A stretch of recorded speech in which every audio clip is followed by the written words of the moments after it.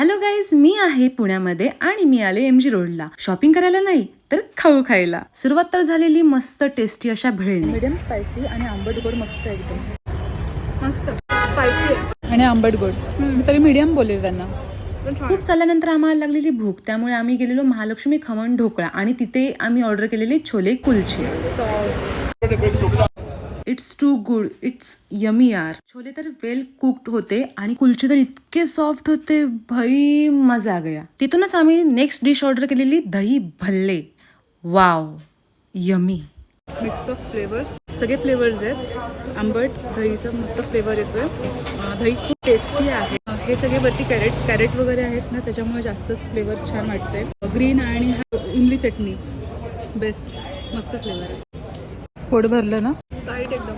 मी रात्रीचं दही खात नाही, पण हे बघूनच इतकं टेम्पटिंग होतं आणि हे बघूनच इतकं टेस्टी पण होतं ना हे, की त्यामुळे मी स्वतःला अडवू शकले नाही.